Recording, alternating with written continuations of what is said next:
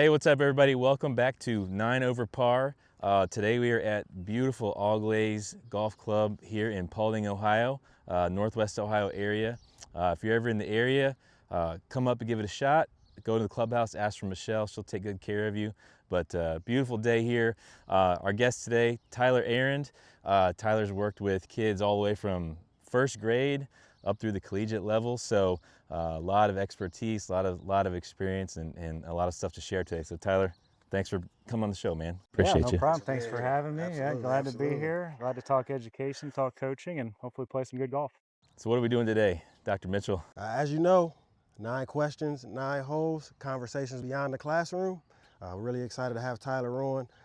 He's got the game, the skill, the knowledge, and he's going to lead us to our record today. What's our record, Sean? 3 under. 3 under is the record, so we gotta try to hit 4. Okay. So that's the goal for today. No pressure. No pressure, no All right, pressure. Long All right. and straight all day then. All right, ready? Let's do it. Let's do it. Sounds good. This is your home course, man. Show us what's up.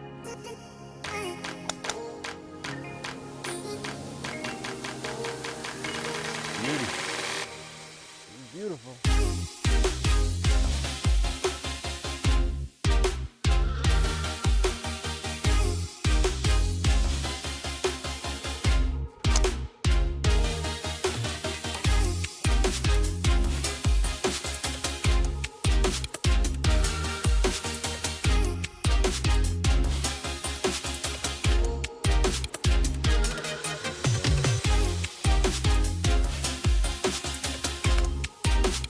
Come on, baby. Yes, yes.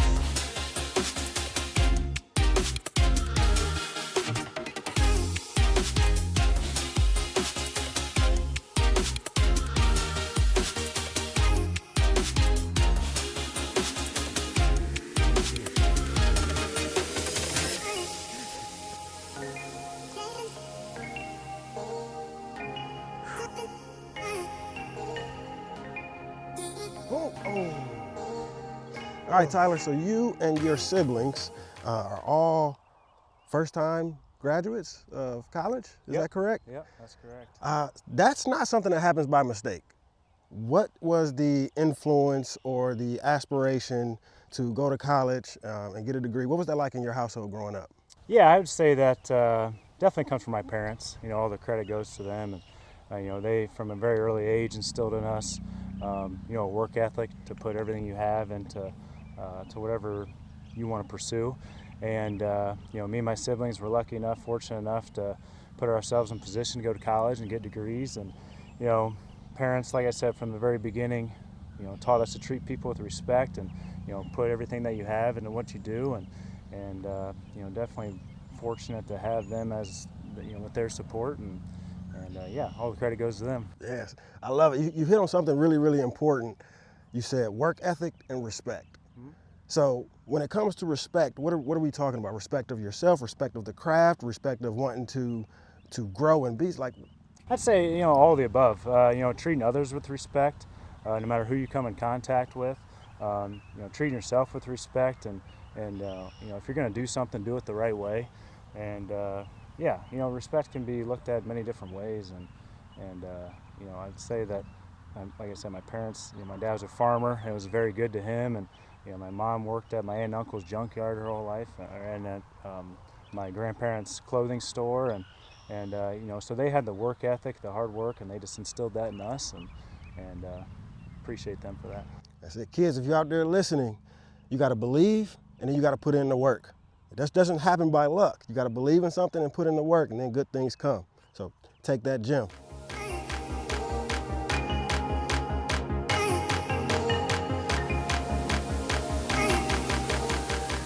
Hey man, so you've worked with kids all the way from first grade in intervention classroom all the way up through college, collegiate athletes. What's something you've seen that's consistent, you know, that I don't know, that motivates kids, or just something that's consistent about regardless of their age? Yeah, you know, like you said, I've worked with first and second graders. Then I worked with eighth graders for about 4 or 5 years. Then I worked with high school kids. You know, I was a varsity football coach. Now I'm back coaching or teaching junior high phys ed. So, you know, I think one constant is that kids they want a teacher who, is authentic and who cares about them both in the classroom and, outside of school.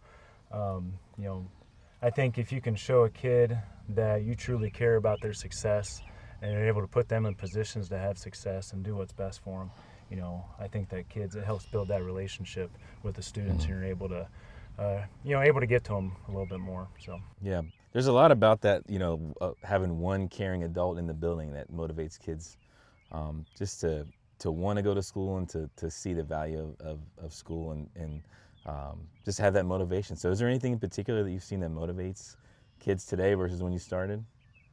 I think maybe kids today are a little bit more outcome driven, as far as, we live in such a results society that trying to get them to understand that to be the best version of themselves and just improve on yourself every day. Rome isn't built overnight. You're not going to become a finished product overnight. Tom Brady, the best quarterback of all time. I know you guys are Ohio State guys, but he towards the end of his career said, "I'm never a finished product." If Tom Brady thinks that he can always improve, then we can always improve, both myself as a teacher, as students, as husbands, as wives, as sons, as daughters, anything you want to do and pursue. Just try to be the best version of yourself. Man, that's beautiful, man. So growth mindset, always learning. Yeah, that's part of our show's motto, keep learning is half the motto. So love that. So talk about what we got in front of us here today. This is hole number 2. What's it look like? This is a tricky little par 3, playing in the wind today. It's going to play about 175. Not much movement on the green. We always say anything putting here is good. So you got water in the back, so you don't want to go long. But you're going to get a little bounce on the front too. So you want to play a little bit shorter just because you don't want to go long. So tricky little par 3. Pars here is your friend, but in a scramble I expect us to birdie this. Hey man, look, we're even through one hole. Let's get under par. Let's do it. Okay. All right.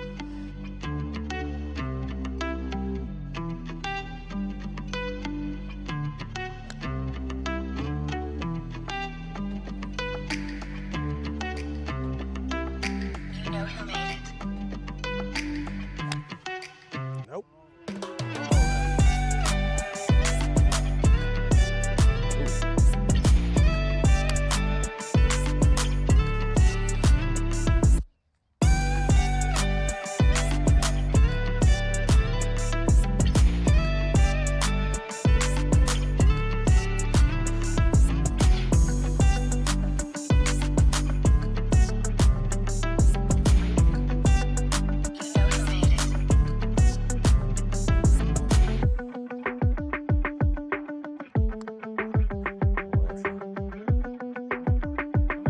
Here we go. Good shot.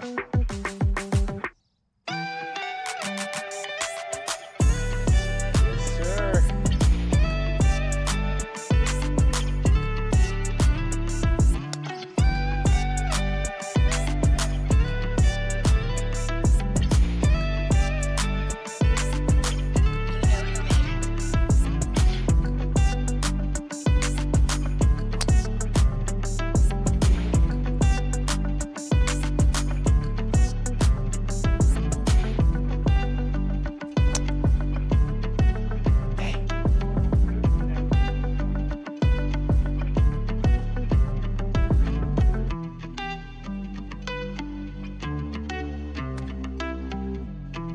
Well, it's a great line. Come on. You know who made it.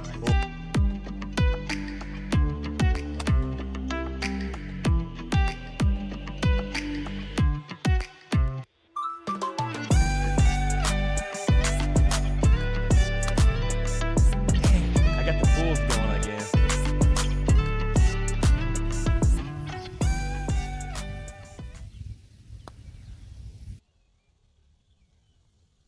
Oh yeah. That's it, my man. So Tyler, after that beautiful self-eagle, you went from being an outstanding athlete to coaching athletes to teaching athletes. Talk a little bit about what's the most difficult or some of the most difficult things about those transitions. Yeah, I think I kind of learned early, coming back from college, you played at a pretty high level. You come back and think you can coach at a high level, and that's just not the case. Just because you can play the game doesn't mean that you can necessarily coach or teach the game. And I kind of had to learn that early on, that there was a lot of, I knew what to do, but I didn't know why behind it. And getting the players to understand that and why you're doing what you're doing, getting your students to understand why you're doing what you're doing, is beneficial. Because then they're able to understand at a whole new level. A lot of the best coaches ever did not play at a high level, in their sport, and there's a reason for that. They learn the game. They're great teachers. They're able to break it down. They're able to make it simple for their students, for their athletes. So that's something that definitely coaches want to strive to be. Yeah. I love what you said there. Really what I heard from that is you have to figure out how to make a connection. Mm-hmm.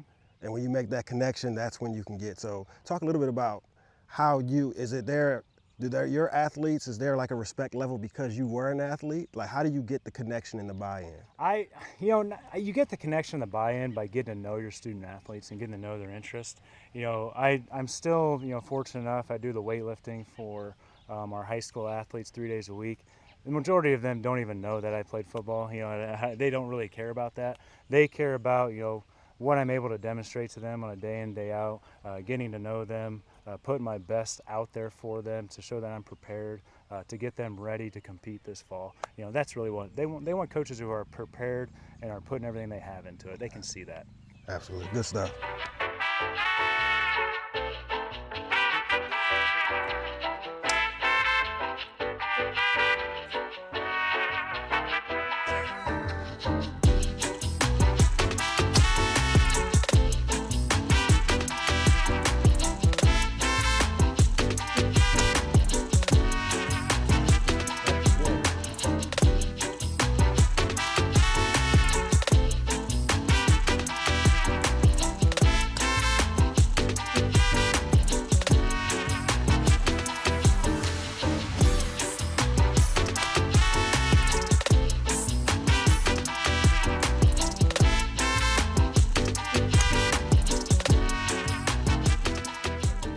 So played football throughout your life, up through college, played at the collegiate level at Kent State. Hey, I'm a Buckeye, but I'm not ashamed to say go Flashes. It's my guy right here. Football ends for everybody, regardless, at some point. So what's something that you learned playing ball that kind of stuck with you? Football, it's the ultimate team game. You got 11 guys working together, for one common goal. And, there's really a dependability, there's an accountability with your teammates. And, football is a tough sport. It's not always fun. It's not a glamorous sport, but you learn that work ethic, that, you put in the work, good things happen. And, I think that's translated over to my future profession, working with others, that teamwork, and then just, putting the work in to improve yourself every day. Yeah. What? So you played at Kent State, and what year did you play? I forget what. 2009 to 2013. Okay, 13. So, there's a lot of conversation about like youth sports, especially kids playing football and risks and all that. What are some of the benefits you think of kids getting into sports? Like I said, sports teaches the teamwork. It teaches that, how to work well with others.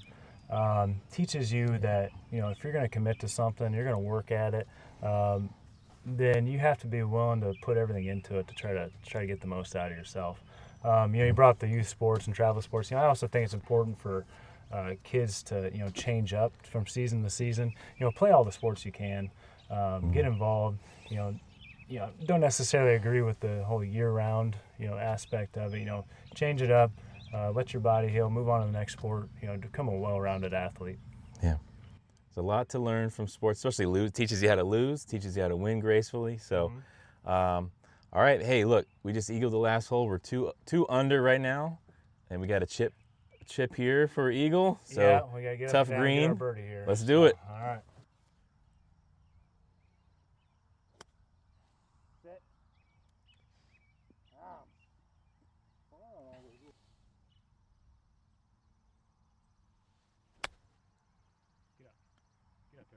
Come on. Oh, come on. Sit up there. Oh, Chunked it. Chunky. chunked.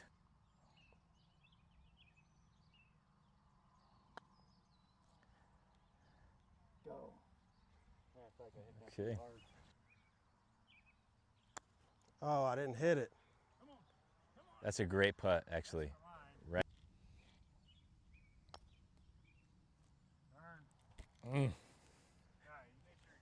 I got her there, but So Tyler is carrying us right now. absolutely. We are 2 under, all due to Tyler. And Sean and I are finding our shots in the trees a lot. So Hey, this is his home course, though. He plays here all the time, so he knows all the ins and outs. We're just a couple of amateurs that showed up, you know, and hey, we're doing our best. we're doing our best. We're gonna figure it out here. We're gonna figure it out. Hey, he gave me a tip on how to not pull the ball, and then I pulled it twice as far. So I think he might be sabotaging us. We'll see.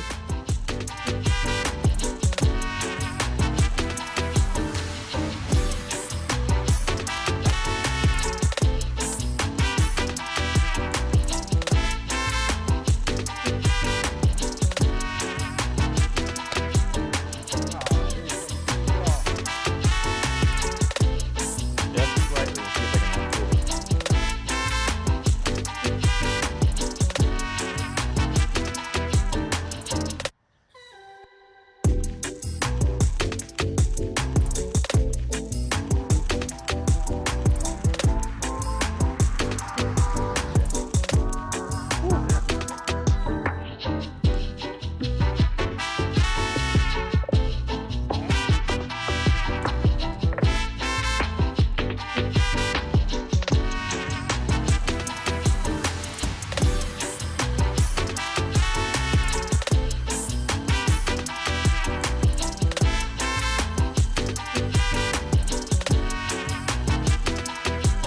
That's it. I finally did something. Oh, It there's feels 2 good to do holes something. already. All right, so people know you as a former athlete and coach, and now a physical education teacher.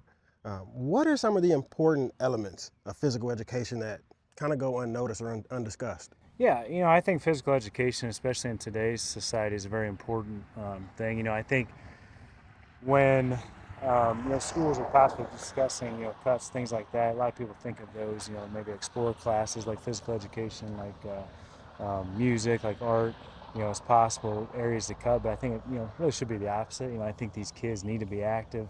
So especially with today's issues with mental health, there's so many studies about what physical health and being in good physical health does for your mental state.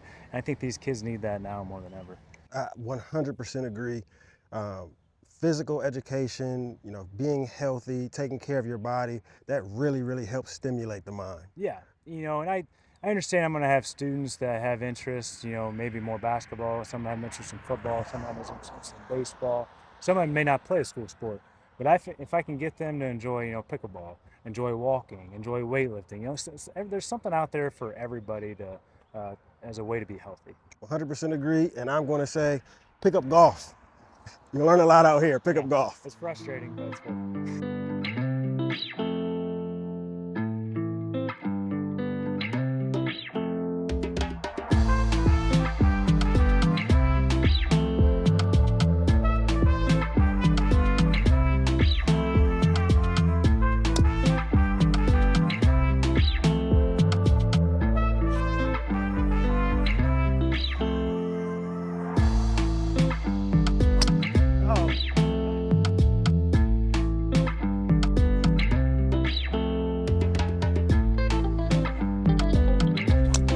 Oh my gosh. Hey, we'll get that ball 2 holes down the line.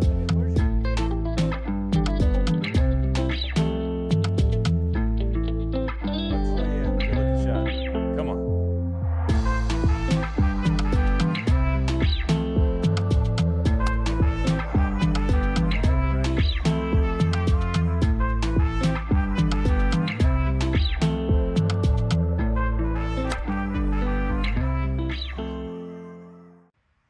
When you see one of your former students maybe a few years down the line, you look back on the student, how do you sort of, what tells you that they've been successful?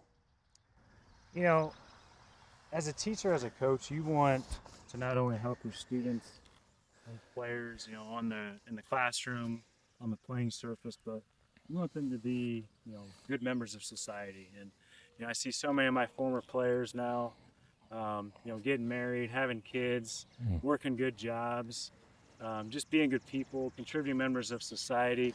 And it just makes you feel good as a coach, you know. And that I had a small, very small part in that. You know, their parents, you know, have the majority of that in their family. But you know, coaches, teachers, we do have a big impact on these kids, and you know, seeing them doing great things within our community makes you happy.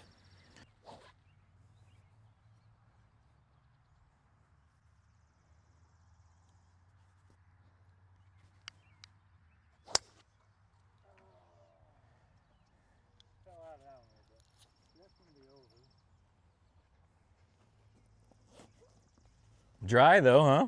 That's dry. All right. So we got I'd say probably about 140, 150 at the flat. got one out there. Now you guys can just go straight down the middle and try to get as close to the water as you can without going in. It's 280 or so. 275, 280 the water. Okay. The more left you go, the more room you have. So you should be good with that. More room left. Okay, I like that.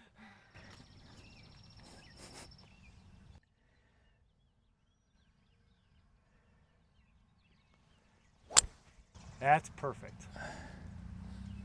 That should be about 100 out in the fairway. Yeah, you can't get any better than that right there. Yep. Great shot, man. All right. Hey, man. I'm trying to work on something. All right. You got the right knuckle? Tyler told me that I gotta. See the right knuckle? Yep. I see it. Straight right down the middle. Not a pull. Some good contact on it. Oh, go right. Catch the green. Sit. All right, we got. Oh, that's a good line. Oh, Get that back looks there. beautiful. Go. Come on. Ooh. All right, right in the middle. Mid-round. You didn't pull it, but you're not hitting it crisp. Yeah, I towed it again. But okay, so looking back on your coaching days, got a lot of guys on the team sometimes, and they don't always get equal playing time, right? Yeah.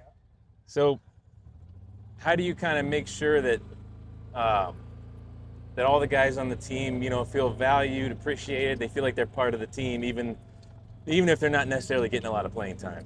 Yeah, I'm thinking from a football standpoint. You know, in Thailand's we had 105 guys on the team.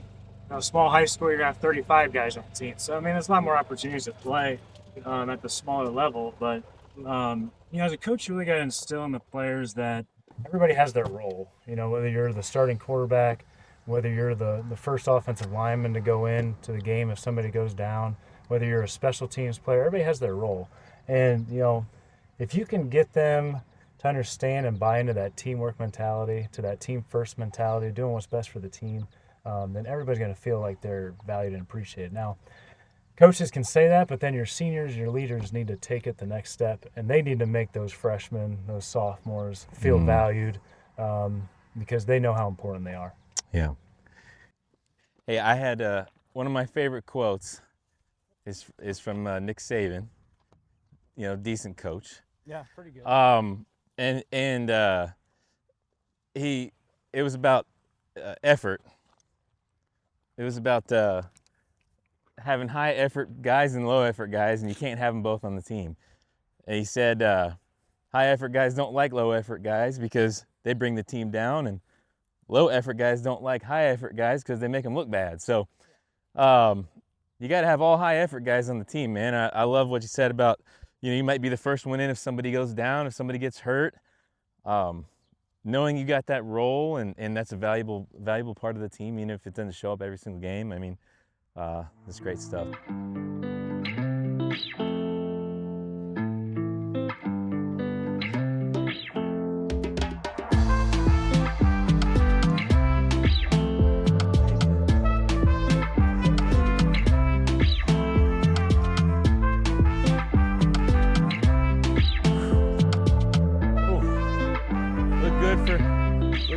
cameraman, but hey. Playing about that ping pong.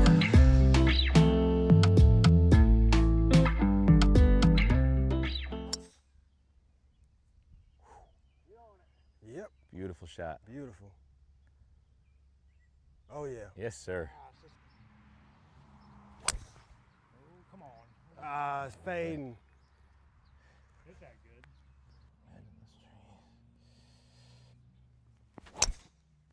There it is. Great. Get there. There it is. Come on, carry. All right, go up the hill. Yep. Cannot leave an eagle putt short, right? Can't leave an eagle putt short.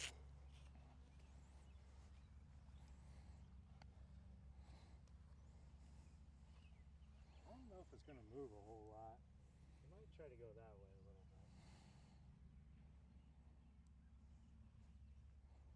Uphill the whole way.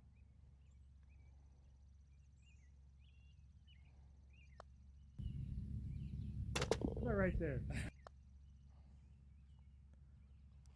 How about right there? How about right there? That's it. That is two. Hell yeah. Two self eagles. Self-eagles. You take a bow for the camera there, my friend. Hey, Tyler. Okay. So first of all, that's two you're accountable for at least 4 under just by yourself. Two self eagles, which is, I think that's a new show record, I would guess, since we haven't had any eagles before. So hey, one thing that's happened today is that you've helped me kind of fix my swing. You told me you noticed something in my grip. It was making me hook the ball every shot, and you told me to adjust my grip a little bit. So midway through the round, I was able to fix my swing. I've hit about 4 straight balls that went dead straight. So, you know, learning as we play sort of thing. So what's something that a high school student, this is from one of our viewers, what's something that a high school student can kind of take away from their educational journey just to kind of prepare them for what's next in life after school? I would say, kind of like I mentioned on one of the previous questions, you're never a finished product. There's always things that you can learn, that you can improve on, and especially when you're in high school, things are going to change so much throughout the next 5-10 years of your life that if you want to do something, go do it. Pursue it. You just have to make the decision that you're willing to work hard enough to make it happen, and so anything's possible. Okay, great stuff. Hey, we're 4 under. We're 4 under right now? Yep. We're 4 under. We got 1 hole left, and I've seen you birdie this hole before, so it's all on you. All right. You're playing solo here. No, Let's get it done.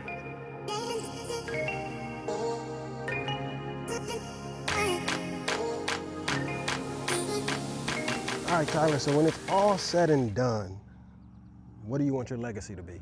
I just want people to feel that, my former students and former athletes, that, I gave everything I had, that I was always there for them, that I tried to be always prepared for them and really wanted what's best for them, both, in the classroom, on the field, and then in life. I think if you can leave, once you retire, whatever it is, feeling like you gave it everything you had, then that's all you can ask for. Leaving nothing on the table, and that's the important element here is you got to give it all you got. You won't have regrets if you give it all you got. So thanks for being here. Yeah, Appreciate no it. problem.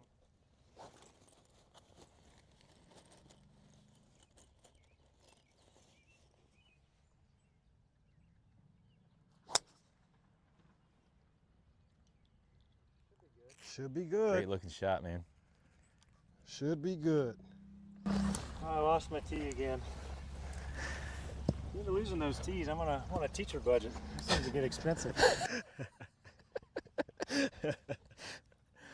Oh, that Nice long plastic tee. that baby went flying. I think it's up there. There we go. Oh, there we go. We got it. Hey, put your wallet away. Right there.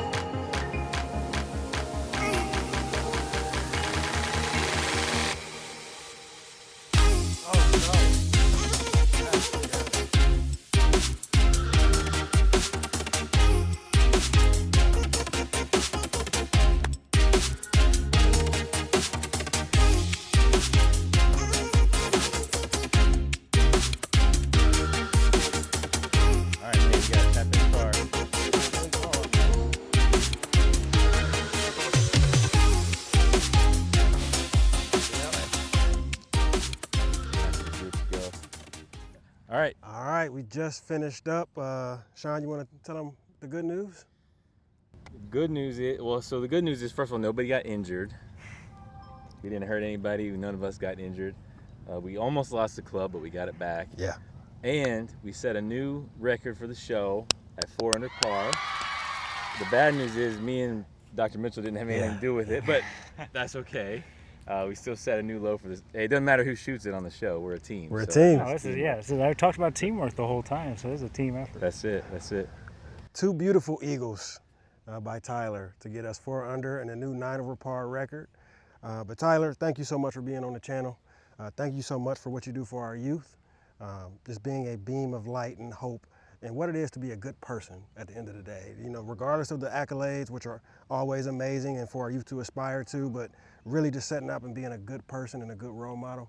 We just want to say thank you and appreciate it, and also thank you for coming on the channel. No problem. Thanks for having me, guys. I really enjoyed talking about education, coaching, playing some good golf, some good fellowship, and I enjoyed it, and we'll have to do it again sometime. Well, hey, we got you this special Ohio State. I don't think I want that. OH! I don't think Kent State plays at Ohio State this fall. So. We got you. You get an exclusive guest-only 9 over par ball marker there. So thank you very much. Man, it was great playing with you. Thanks for being on the channel. Yeah, and no problem. Thanks for all you guys are doing Absolutely. to bring light to education. So hey, man, look, great round of golf. Good weather, good outcome, new low score. Till next time, Keep learning. and play well.